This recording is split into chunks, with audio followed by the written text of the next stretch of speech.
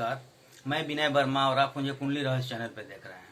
आज की इस वीडियो में हम बात करने वाले हैं मांगलिक योग के बारे में। किसी जातक के कुंडली में मांगलिक योग कब लगता है?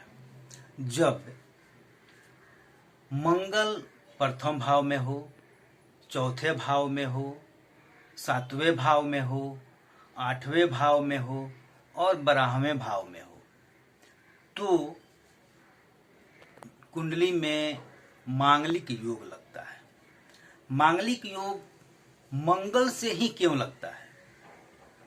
सूर्य भी उग्र स्वभाव का है, सूर्य से भी तो मंगल दोष, मांगलिक दोष लग सकता है, वो भी, उसका भी स्वभाव वही है।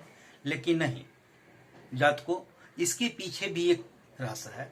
मंगल सेनापति है, तो सेनापति को राजा जैसा ऑर्डर देता है उसके हिसाब से वो सिर्फ काम करना जानता है।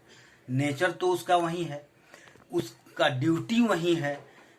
अगर किसी को मारना है तो मारेगा, सजा देना है तो देगा, जो भी दंड देना है वो दंड देगा ही, क्योंकि उसको आदेश मिल चुका है। वह एक सेनापति है। तो अब हम ये देखते हैं कि जब प्रथम भाव में मंगल बैठता है, क्योंकि प्रथम भाव, चौथे भाव, सातवें भाव, आठवें भाव और 12वें भाव, इन सब भाव में जब मंगल बैठता है, हर भाव का नेचर अलग अलग होता है, क्योंकि वह उस भाव से मंगल अपना रूप धारण करता है, उसके आधार पे वह दंड देता है।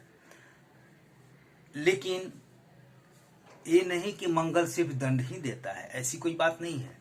अगर मंगल अपने स्व राशि में, जैसे 1 और 8, ये स्व राशि हुआ, अर्थात स्व 1 मेष राशि हुआ जिसका स्वामी मंगल होता है, 8 अर्थात वृश्चिक राशि हुआ जिसका स्वामी मंगल होता है, इसका उच्च राशि है मकर यानी 10, तो मकर का स्वामी शनि होता है। तो जब इसमें इस राशि में मंगल बैठता है तो भी इसका प्रभाव कम हो जाता है। इसके अलावा मैं ये बतलाऊंगा कि अगर मंगल के साथ शनि बैठ जाए तो भी मंगल का प्रभाव कम हो जाता है, दोष जो होता है वो कम हो जाता है।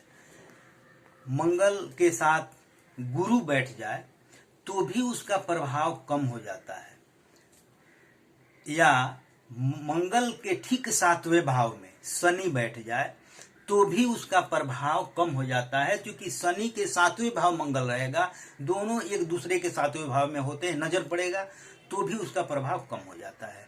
ठीक उसी तरह से गुरु भी अगर 7वें भाव में बैठता है तो भी मंगल दोष का प्रभाव कम हो जाएगा।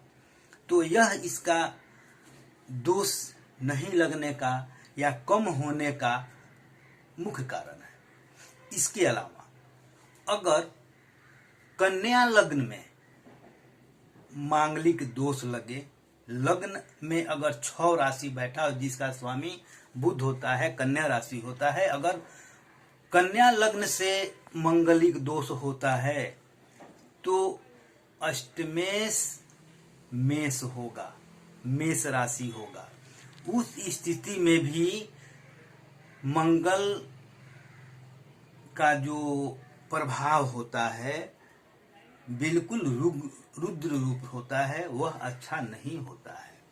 अगर हम उस हिसाब से देखें तो अष्टमेश होने के साथ मंगल घातक रूप धारण करता है और उस स्थिति में आदमी की तलाक, मृत्यु वगैरह का भी संभावना बन जाता है, अष्टमेश हो जाता है जो घातक होता है।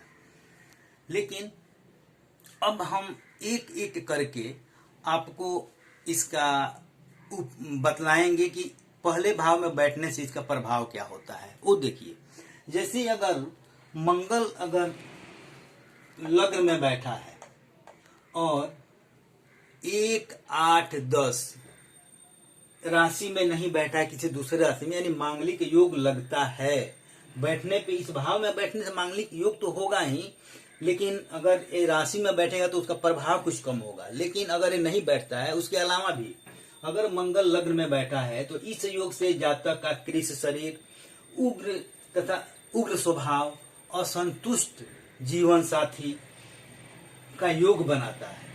शादी के बाद शारीरिक कष्ट का सामना करना पड़ता है। इसके अलावा परिवार में अशांति रहती है, सांसारिक सुख में कमी होता है, शारीरिक सुख में कमी होता है। इसके अलावा विवाह होने में देरी होती है, अड़चने पैदा हो जाती है।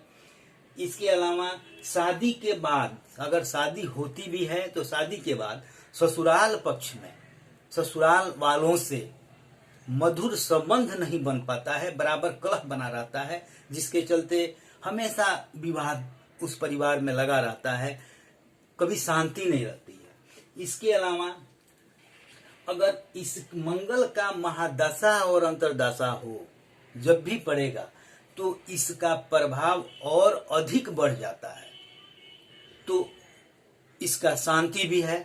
मैं आज सिर्फ यह इसके भावों को हम लेकर आपको समझाएंगे, एक एक करके समझाएंगे ताकि आपके दिमाग में ये चीज बैठ जाए। अगले वीडियो में मैं चौथे भाव में बैठे हुए मंगल का प्रभाव बतलाऊंगा। आज सिर्फ लगन में बैठे हुए मंगल के प्रभाव के बारे में बतलाया। जो चीज मैं बतलाया है, कहीं ऐसा तो नहीं कि इस भाव में आपके कुंडली में मंगल बैठा हो और मांगलिक योग लग रहा हो, तो आप इसका समाधान करेंगे। समाधान इसका है, ये नहीं कि समाधान नहीं है, समाधान भी होता है। मैं ये भी बतलाऊंगा अगले वीडियो में कि क्यों यह शादी मांगलिक कन्या से ही होनी चाहिए, या कन्या का कुंडली है तो मांगलिक लड़का से ही होनी चाहिए। इसके पीछे भी बहुत बड़ा रहस्य है और इसकी शांति उससे भी हो जाती है, क्योंकि दोनों का बल एक हो जाता है। मैं अगले वीडियो में बतलाऊंगा। धीरे धीरे करके मैं आपको एक हर चीज को, हर भाव को लाकर आपके सामने मैं रखूंगा और क्यों ऐसा होता है वो चीज मैं बतलाऊंगा। फिलहाल आपको मैं एक छोटा सा उपाय बतलाता हूं। अगर मांगलिक योग है तो आप 27 मंगलवार, उपाय पे गौर कीजिए, 27 मंगलवार आप व्रत रखिए, हनुमान जी का आप पूजा करें, आप हनुमान चालीसा पढ़ें, सुंदरकांड पढ़ें तथा सिंदूर का चोला यानी सिंदूर का पॉकेट लेकर आप हनुमान जी को चढ़ाएं और वहां पे आप एक मंत्र बोलें, अंग राम अंग, अंग राम अंग। इस मंत्र को 108 बार जपें और उसके बाद आप अपने कुंडली में लगे हुए दोष को दूर करने का प्रार्थना हनुमान जी के सामने करें। निश्चित रूप से इसकी शांति होगी और समाधान होगा। अगले वीडियो में और उपाय बतलाऊंगा, अगले भाव के बारे में मैं आपके सामने लाऊंगा, उसका क्या प्रभाव होता है। आज मेरा प्रथम भाव लग्न में बैठे हुए मंगल के क्या प्रभाव पड़ता है जातक के ऊपर, वो चीज मैं बतलाया। आप अपने कुंडली को देखिए और मेरे वीडियो से बनिए। मेरे वीडियो का आप अपने कुंडली से निकाल कर देखें और मिलाएं कैसा। ऐसा तो नहीं कि आपके कुंडली में ये बना है, तो उसका उपाय भी है। तो आप मेरे वीडियो से बने रहें, मेरे वीडियो को शेयर करें ताकि और लोग भी इससे प्रभावित हों और वह इसका लाभ उठा सकें। मेरे चैनल को सब्सक्राइब करें। जय माता जी।